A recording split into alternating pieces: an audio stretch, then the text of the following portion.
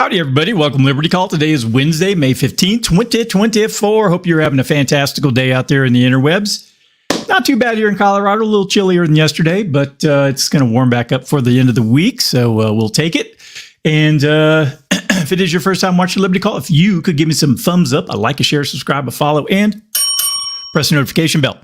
All right. Looks like the markets were in a better mood today. Let's go ahead and jump over and see what's going on there, even though the CPI number came out, well, a little lower than what people were expecting, or not as high as people were expecting, I guess be the way to put it. So, all right, starting out with the Dow Jones, it was up 0.88%, 349 points, closed at 39,908. S&P 500 up 1.17%, closed at 5308. Nasdaq up 1.4%, closed at 16,742. The VIX fell 7.23% today. It's down to 1245. Canada up 0.19%, Brazil down 0.38%, and Mexico up 0.41%.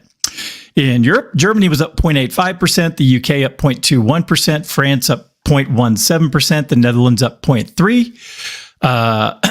Let's see here, Spain up 1.1%, Italy up 0.61%, Switzerland up 1.02%, and Portugal up 0.75%.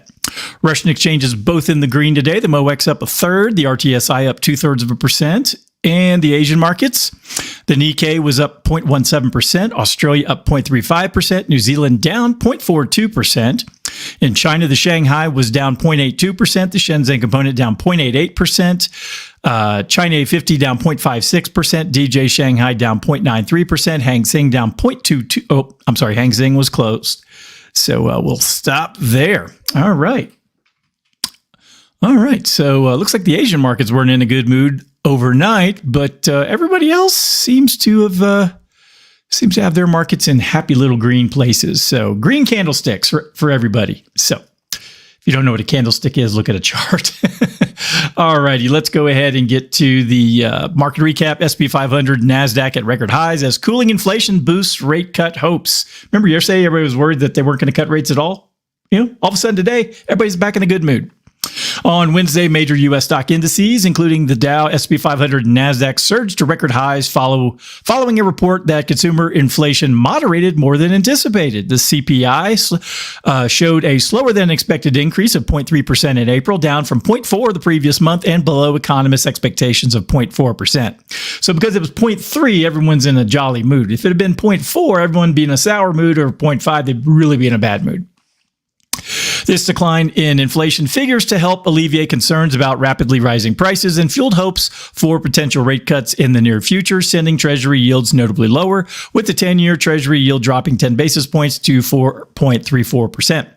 The core CPI, which excludes volatile food and energy, because who eats or drives, also rose 0.3% compared to March, while the annual core inflation rate eased slightly to 3.6% from 3.8% in March. This shift in inflation data followed a hotter than expected producer price report released earlier, highlighting contrasting trends in price movements. Well, if producer prices are ratcheting up, I think that's going to flow through to the consumer sooner or later. Investor sentiment, buoyed by the prospect of easing inflationary pressures, resulted in a tech rally led by prominent companies like Apple, Google, Meta, and NVIDIA. NVIDIA in particular received a boost from indications that demand for its current chip offerings remained robust ahead of the launch of its next generation Blackwell GPUs. However, Boeing faced headwinds, declining nearly 2% after the Department of Justice accused the aerospace manufacturer of violating a settlement agreement related to the 737 MAX crashes, allegations that Boeing refuted. Meanwhile, meme stocks experienced volatile trading, with AMC and GameStop seeing notable declines after recent surges. AMC announced a debt for equity swap involving an issuance of over 23 million shares, contributing to a 17% drop in the price of its stock, while GameStop retraced some of its earlier gains, falling 13% after substantial increases earlier in the week. Overall, the market response to the CPI report underscores investor hopes for future rate cuts amid signs of moderating inflation, driving stock indices to new highs and shaping trading dynamics across various sectors. All right. Let's go ahead and dive a little deeper into the CPI number. This is April's CPI report. This comes from First Trust, and the economist who wrote this is Brian Gill. All right, let's see what Brian had to say.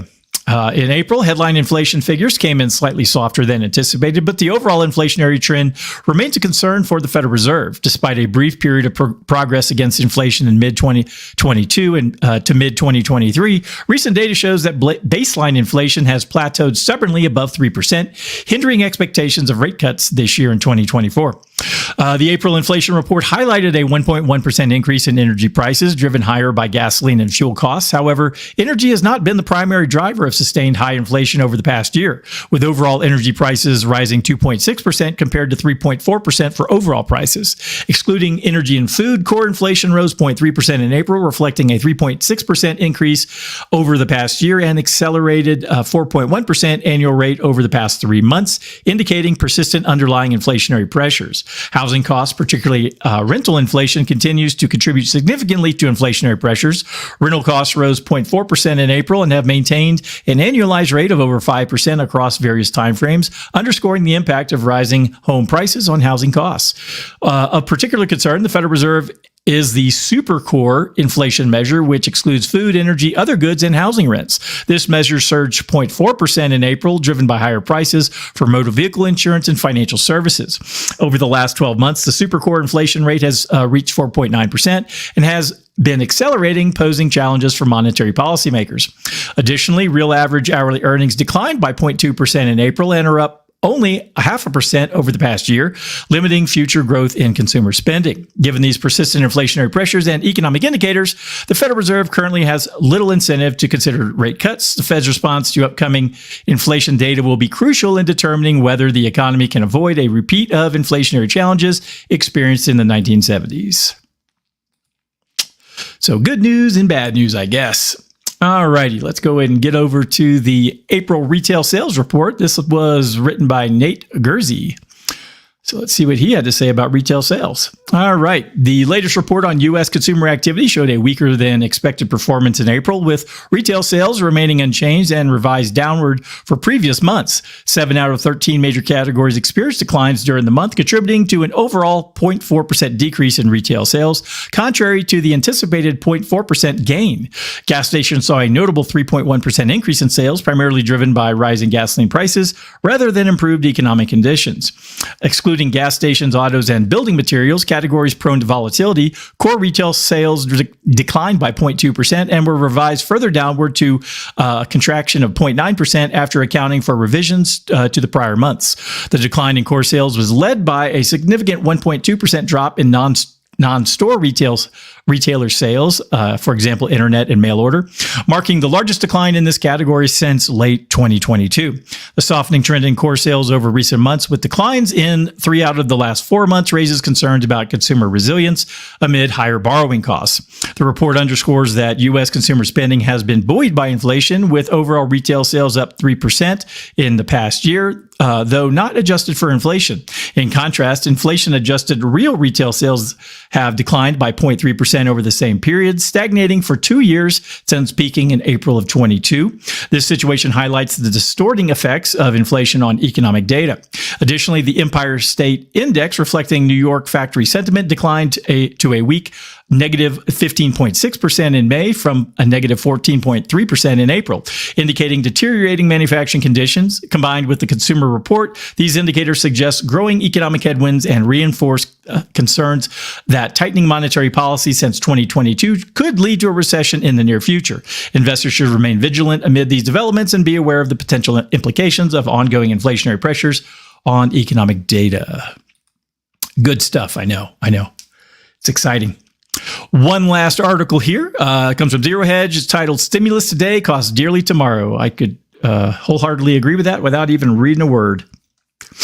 All right. Michael Leibowitz's analysis highlighting the substantial increase in U.S. federal debt since the pandemic-induced fiscal stimulus, reflecting a trend of growing debt that has persisted over the past 50 years. Despite the staggering rise in nominal debt figures, this pattern aligns with the government's historically negligent fiscal practices. Over the past 16 quarters, from 2020 to 2023, federal debt has surged by 46%, nearing the 50% threshold that has been breached 11 times since 1966. This rapid accumulation of debt poses significant economic risks and hampers future prosperity. Leibowitz outlines two primary ways in which escalating debt hinders economic growth. First, the Federal Reserve the Federal Reserve's manipulation of interest rates is to sustain lower borrowing costs perpetuates a Ponzi scheme of debt financing. This scheme enables unproductive government spending, ultimately diminishing a nation's productivity and economic potential. Secondly, the phenomenon of negative economic multiplier occurs when debt increases faster than economic growth. Unproductive government spending, exemplified by stimulus measures like pandemic relief checks, provides a temporary boost to economic activity but yields long-term negative repercussions.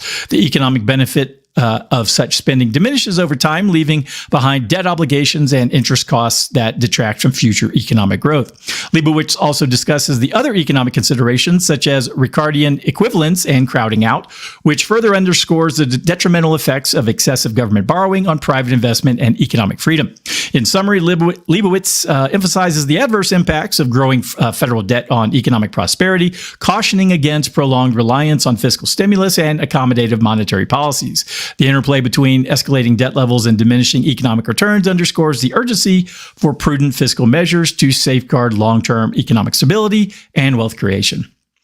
Well, I can tell you, if the government wasn't robbing us either through inflation or taxation, imagine how wealthy Americans would be without all that money going to, building bombs and airplanes and all this stuff and, paying salaries of the people for the bribes so that they keep voting for more, government jobs and things like that. I mean, imagine what would happen, how much wealthier we would all be. And there'd be a lot more peace around the world personally, I think, too. So, all right. Well, that's everything I had for today. If anyone needs anything from me, please go to DSAFinancialGroup.com. All my contact information is there. If you still happen to be here, if you could, give me some thumbs up, a like, a share, subscribe, a follow, and press the notification bell.